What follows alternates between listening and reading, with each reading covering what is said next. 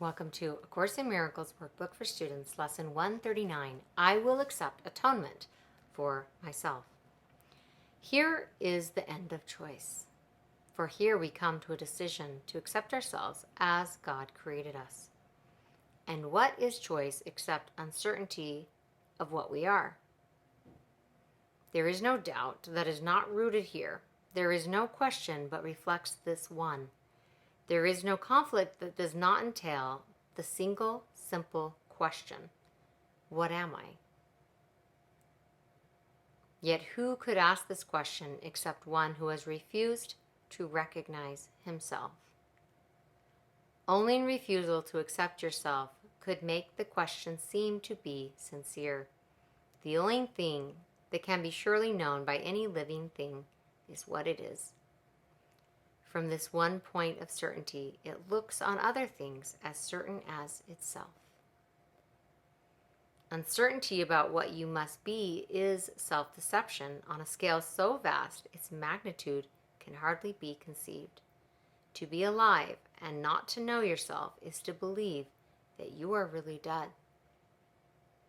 For what is life except to be yourself? And what but you can be alive instead? Who is the doubter? What is it he doubts? Whom does he question? Who can answer him?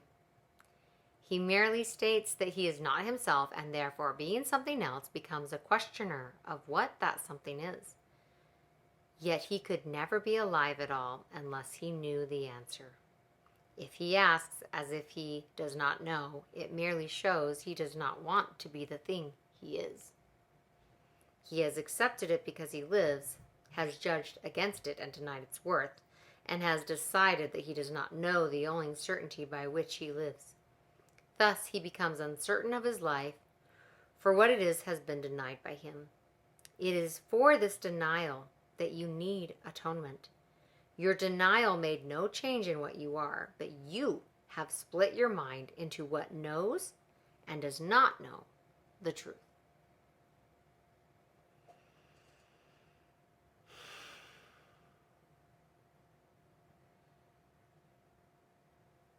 You are yourself. There is no doubt of this, and yet you doubt it. I'm going to pause and say, this is so powerful. These truths are so magnificent. And I'm sure at least at some point in your life you have noticed that there is this wise, intelligent, indomitable aspect to your being that's often veiled by an illusion of being small and insignificant and confused. But I'm quite sure that if you're watching this video, you have had those moments of clarity. There is no doubt of this, and yet you doubt it. But you do not ask what part of you can really doubt yourself. It cannot really be a part of you that asks this question. For it asks of one who knows the answer. Were it part of you, then certainty would be impossible. Atonement.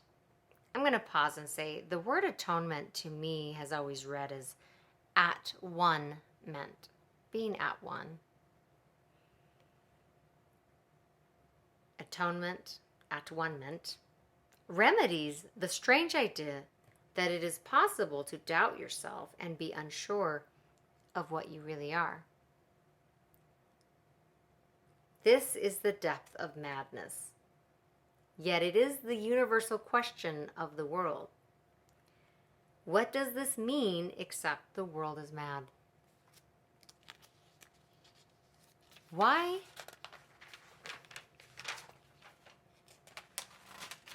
Share its madness. Why share its madness in the sad belief that what is universal here is true? Nothing the world believes is true. It is a place whose purpose is to be a home where those who claim they do not know themselves can come to question what it is they are.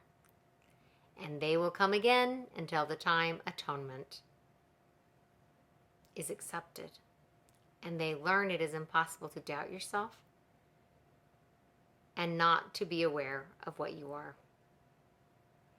Only an acceptance can be asked of you. For what you are is certain. It is set forever in the holy mind of God and in your own. It is so far beyond all doubt and question that to ask what it must be is all the proof you need to show that you believe the contradiction that you know not what you cannot fail to know. Is this a question or a statement which denies itself in statement?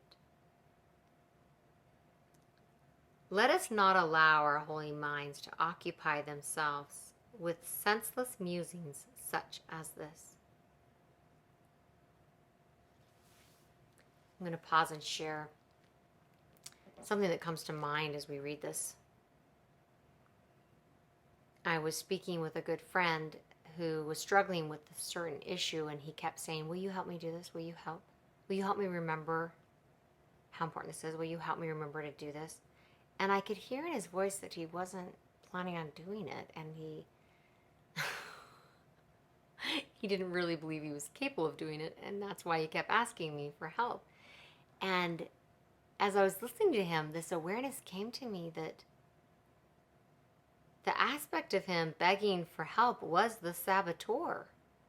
It was the questioner itself that was convincing him that he was weak and incapable and incompetent.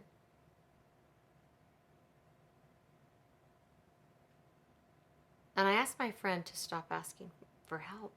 In that moment, I said, "Friend, you are so strong. You are so powerful. You are indomitable. And if you choose to do this, you will do this." And we both paused and sat with that for a moment.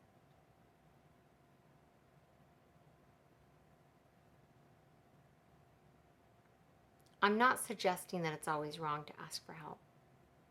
I'm suggesting that that part of us that is fearful and afraid and looking outside of itself for answers is in fact not your true self.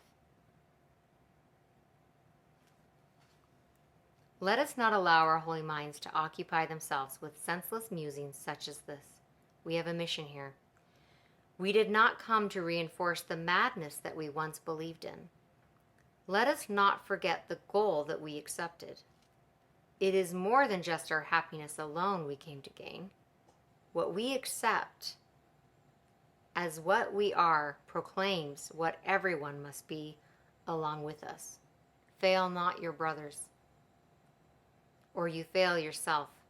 Look lovingly on them, that they may know that they are part of you and you of them.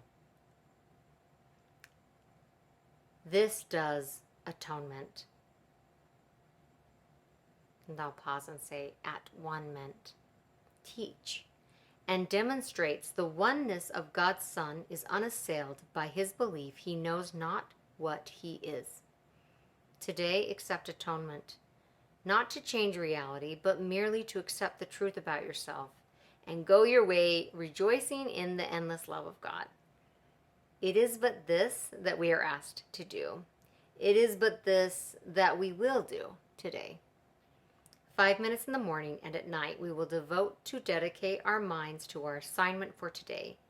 We start with this review of what our mission is. I will accept atonement for myself, for I remain as God created me. We have not lost the knowledge that God gave to us when he created us like him. We can remember it for everyone, for in creation are all minds as one. And in our memory is the recall how dear our brothers are to us in truth, how much a part of us is every mind, how faithful they have really been to us, and how our Father's love contains them all. In thanks for all creation, in the name of its Creator and his oneness with all aspects of creation, we repeat our dedication to our cause today each hour, as we lay aside all thoughts that would distract us from our holy aim. For several minutes, let your mind be cleared of all the foolish cobwebs which the world would weave around the Holy Son of God. And learn the fragile nature of the chains that seem to keep the knowledge of yourself apart from your awareness, as you say, I will accept atonement for myself, for I remain as God created me. Thank you so much for joining me today. Let's take that time. Let's receive that time to sit with this, to sit with these beautiful teachings that are so powerful. I will accept atonement for myself, for I remain as God created me. I will see you tomorrow for lesson 140.